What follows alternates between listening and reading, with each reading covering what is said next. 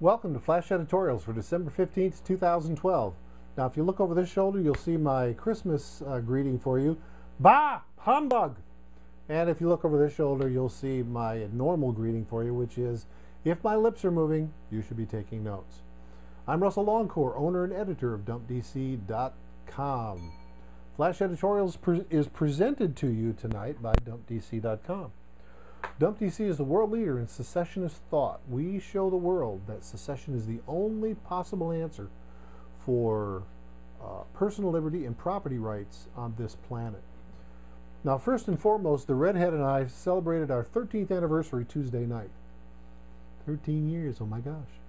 We went to one of those foo-foo restaurants in Atlanta, but this one happens to be my natural gas customer, so it's a good foo-foo restaurant. The Redhead had ravioli, I had duck. It was wonderful. At dessert, we had creme brulee with 2 spoons, which is just the same thing we did on our first date on May 29th, 1999. Oh my gosh. Everything that we ate that night was excellent at the restaurant. Then we went to our favorite bar and got overserved again. We did that on her birthday on the 7th. And now we've done it again on the 11th. So anyway, happy anniversary to us. Let's go to the news. The horrendous Connecticut school shooting Friday will once again give the media and the howling mad gun-grabbing liberals a cause celeb to use to try to disarm America. What likely will be purposefully admitted in the debate is that not one person inside the school that we know of was armed. Think like a criminal for a moment. If you wanted to murder a lot of people at once and you had a gun, would you rather go to a gun shop or a shooting range or a police station? Or would you go to a place that has been systematically disarmed over decades? I mean, he went to a school, but he could have gone to a mall. He could have gone to a train station. Wouldn't have mattered. You know, people aren't carrying or packing there. But when you go to a school, you know that unless they have an armed guard, nobody's got guns there. So, perfect place to go. Even the Islamic psychiatrist that murdered 13 people and wounded 29 at Fort Hood knew that even though he was on a military base, everybody there had been disarmed. You know, they take the guns away from the kids that are there because they're little balls of testosterone. They don't want them shooting each other when they get pissed and get in a fight. So, in a nation of 310 million people, there are always going to be a small percentage that appear normal but are highly unstable. Look at the guy who shot the congressman in Arizona. He seemed to be a normal guy, but he still shot up those people. Confiscation of all civilian firearms or certain kind of firearms won't change the intent of the people that are committing the crimes. Sure, it'll slow unstable people down, but improvised explosive devices, IEDs, have kept the mightiest army in world history completely on their heels in 2 countries, Afghanistan and Iraq, for over 10 years. Now, if the gun grabbers are successful, then bombs are going to start going off in schools and malls and train stations. Guns are not the problem. Gun laws are the problem. To find out more about this and learn what your unalienable rights are as a human being, you need to read the column that I wrote called, it's down here, there's a link, that's called What Are Unalienable Rights? In the Nation Part 2. UN Ambassador Susan Rice has removed herself from consideration to be the next U.S. Secretary of State. I mean, you can't blame this lady. It's probably the smartest thing she's ever made. The smartest move she's ever made in her career as a government leech. I mean, who needs the grief and the drama she was going to get from a Senate confirmation hearing? Oh my gosh. But deeper questions remain. Sure, Ms. Rice had some incredibly stupid things to say in the early days of the Benghazi affair. But she didn't just make that stuff up. She was shoved out onto the stage by the Obama White House to make appearances on the Sabbath gas bag shows. Thank you for that, Rachel Maddow. And to tell the world that the uprisings were fueled from a YouTube video that dissed Islam. The UN ambassador should have been completely out of the loop on this. The spokesman for the White House should have been Secretary of State Hillary Clinton or CIA Director Leon Panetta, or even the chairman of the Joint Chiefs of Staff, somebody. At the time, it even could have been Petraeus. He would have been okay to do that.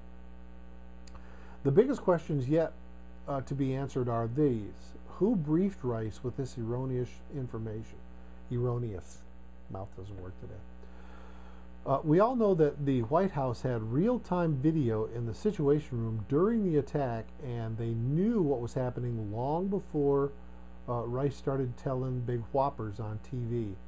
Someone somewhere should lose their job behind this scandal, and I'm not really sure who that should be, but realistically, you don't think that this is going to actually happen, do you? Let me tell you, it's not. Because Obama won. Just wanted you to know. Chances are that something might have happened if Obama hadn't won. But Obama won, so it's over. In international news, Russia seems to be backing away a little bit from Syria, but that may just be a ploy. Recently, a Russian spokesman said that they did not rule out the opposition winning this struggle for control of Syria. That doesn't mean Russia is going to take its ball and go home. On the contrary, they have billions invested in their military port at Tartus, and they've sold Syria many more billions in armaments. Plus, Russia just likes to stick their thumb in Washington's eye, and who could blame them? They don't call this the grand game for nothing, folks. And in business, maybe I'm the last guy to find this out, but Google Maps is now available for iPhone users again as an app. That made me very happy. A few months ago, Apple rolled out their own navigational thingy, and it's not very good at all. So I downloaded the app, and now I have Google Maps again. I'm very excited. I love seeing Google and Apple slug it out over the mobile phone technology industry. I just love competition. Now, speaking of competition, let me play this. We'll play a little game of name that movie and see if you can get this. Name that movie. This is about competition, by the way. How can I lay hold of them soggy bottom boys? Soggy bottom. I don't precisely recollect him. They cut a record in here a few days ago with an old-timey harmony thing with a guitar company. Oh, him, remember them? It's colored fellas, I believe. Uh-huh. Yes, they're a fine bunch of boys. They sang into yonder can and skidded. Well, that record is just going through the goddamn roof. They playing it as far away as Mobile. No. Whole damn state's going apey. Well, it was a powerful thing. Hot damn, we gotta find them boys and sign them to a big fat contract. Hell's bells, Mr. Lund. If we don't, the goddamn competition will. Oh, mercy, yes, we got to beat that competition. Yes, sir. Yes, sir. Don't you just love that? That, ladies and gentlemen, if you didn't guess it, is from Oh Brother, Where Art Thou? One of the great movies of the last 50 years. Now, in the economy, this was an amazing week in the world of the unemployed in America. The number of actual initial unemployment claims filed under state programs, unadjusted, totaled 428,814 in just the week ending December 8th. Now, this is a decrease of 72,000 from the previous week, but still the numbers are significantly above 400,000 again just for this week. There was a story in a website called shadowstats.com, and the owner, John Williams, factored in all the data that Washington leaves out when they calculate the unemployment rate. Mr. Williams came up with an effective employment rate of 22.5%. That's just an average for the nation when you consider that, you know, in an average, some are higher, think Detroit, some are lower, think North Dakota. The official D.C. rate this week was like 7.7 or 7.8. Folks, somebody's lying big time. Why would D.C. lie about the unemployment rate? Well, let me give you a little insight into that, and a little bit of history will help. It has to do with how D.C. measures unemployment. Remember that in the beginning of the Industrial Revolution, the work week was 7 days a week, 12 hours a day. And remember also that technology and mechanization, that's the word I was looking for, always eliminates jobs. It's actually kind of the entire point of technology and mechanization. So as decades came and went, DC has redefined the work week downward to make the concept, quote, full unemployment, end quote, possible. Now, the traditional work week is 5 days a week, 40 hours a week. And that's been the same for 50 years. But one of the things that has changed is that Washington doesn't want full unemployment anymore. They are using hidden high unemployment as a tool to fight inflation so they can keep spending, not so that your purchasing power is going to be protected, but so that they can keep spending. One of the things that DC measures when they measure unemployment is wage demands. Used to be, when times were good, if you didn't like what you were getting paid and you didn't think you thought you were worth more than that, you could go get a job someplace else and see if you could peddle your wares for more money. But can you imagine somebody doing that in this market? I mean, I did that. There were times where I went out and got a job that was better than the one I was leaving, and I did that before I left. But people in this market aren't going to try and do that because there are millions of workers that'll take any job. So unemployed people are scared to make wage demands for fear of losing the jobs they have. Well, if there's not a lot of wage demands being made, then that looks like unemployment is not as bad as it is. And when wages are stagnant and inflation rises, real wages decline. Remember, I told you in this forum in the past, if you made $10 an hour in 1971, it takes like $58 an hour now just to have the same purchasing power.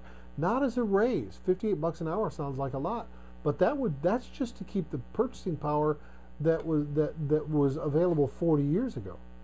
That ain't it.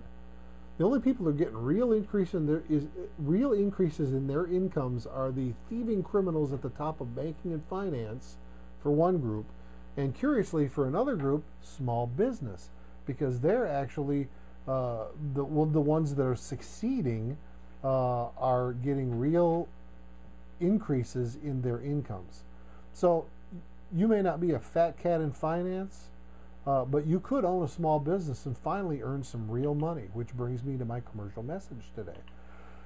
Tonight's message is short and to the point. Here, questions for you. Are you making enough money, yes or no? I don't want to hear excuses. I just want to hear yes or no. Are you living the lifestyle of your dreams, yes or no? Have you ever dreamed of firing your boss and working from home, yes or no? Are you tired of the rat race yet, yes or no? Now I can show you how to start a recession-proof business at your home part-time and make great money. I don't know what great money means to you, but however you define it, you can make it happen, and I can help you. I focused my business on 3 things that people must have and will not voluntarily live without.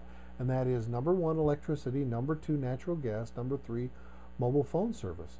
Some customers that buy all 3. Some buy only 1 or 2. But here's the most important part. All 3 of those products throw off a residual monthly income when my clients pay their monthly bills. Now ask yourself this question. How many years have you been paying your utilities and phone bills to somebody? Just somebody. Somebody's providing you a service and you're paying a monthly bill. How many years? And how many more years are you going to pay those bills to somebody? Ladies and gentlemen, do you see a market here? And I'm not the Dalai Lama. Please understand, I'm not trying to do this for some altruistic reason. I want to get wealthy by helping a bunch of other people make their dreams come true. And you can be one of those people or not. It's entirely up to you. A bunch of other people are going to make great money along with me. Why not you? But let's start where you live today. Forget about the multi-level marketing promises and blue sky that you hear about making $10,000, $20,000, $50,000, $100,000 a month, something like that. You're going to get wealthy doing all that. Folks, if you've never made those kind of dollars, I mean, if you're just an average person who with dreams and desires and a good work ethic, and you've never made 6 figures, how are you going to believe for that? Where are you going to go to get that kind of belief? Well, you're not going to.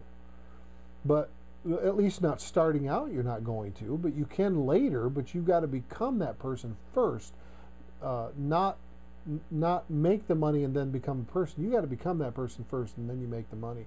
But for today, I'll bet you this. I'll bet you that if you get paid, let's say, twice a month, whatever that check is average, you could believe that you could make a third check. You could make one more check per month. Couldn't you? Couldn't you believe that you could actually make a third check? And what would one more check per month, just an average check, part-time, full-time, doesn't make any difference how much it is.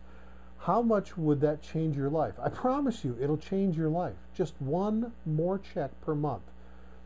And then you can live how you want to live, you can live where you want to live, and you can make money doing it. Now, doesn't that sound tempting?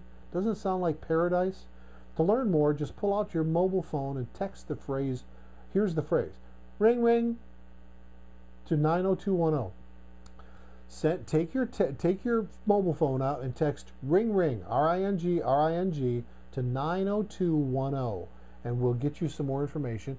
If you want to and you're at your computer, go to portableonlinebusiness.com. That's portableonlinebusiness.com.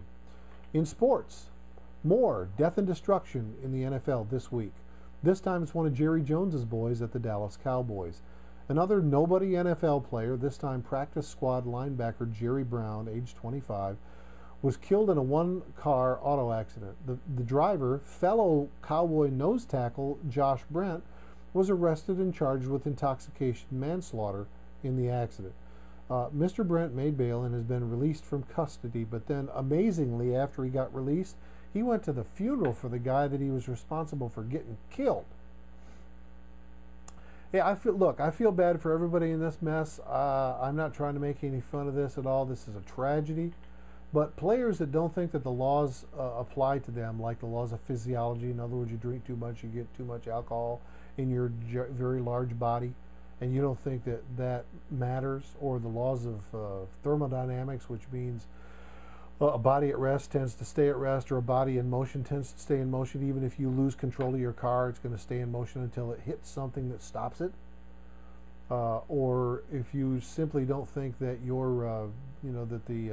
that the traffic laws should apply to you, those kind of people have problems usually in this world. And I lost my place. There it is. This, to me, this highlights the dumb DUI laws that we have in all the states of the United States. Let me give you an example. Listen carefully. If Mr. Brent had been all liquored up and he drove through a DUI check lane, for example, they'd have done a field sobriety test on him. He'd have blown whatever it was that's over the limit, and he would have gotten arrested. Not because he did anything, not because he destroyed something, damaged something, killed somebody, injured somebody, didn't commit any kind of act of negligence other than simply ingest too much of a particular chemical into his body and drive an automobile. So the state says that what he did was a crime. Now, like I said, didn't hurt anybody else. Now, in this particular situation, Mr. Brent was properly charged because he damaged his own car, he damaged property that he ran into, and he was responsible for the death of his passenger. So Mr. Brent should be forced to make restitution to all the parties that suffered a financial loss, including the potential life earnings of the deceased, which could run into many millions of dollars. And I will take a bet that Mr. Brent did not have a $10 or $20 million liability umbrella in force that would prevent him in this particular situation from financial ruin. So think about that. And finally, in entertainment, the Redhead and I went to the opening of Peter Jackson's The Hobbit. It was worth every minute that we spent there. It's about a 3-hour movie. You know, it's been 10 years since the last Lord of the Ring movie, and technology has made Middle-earth even better. And Peter Jackson is, well, you know, he's Peter Jackson. But what an amazing movie. Go see this as soon as possible. That's all for tonight. Thanks for watching. I am Russell Longcore. For all of us here at Dump DC, good night and good luck. Dump DC, 6 letters that will change history. Copyright 2012, Russell D. Longcore. Permission to reprint in whole or in part is gladly granted, providing full credit is given. Night, folks.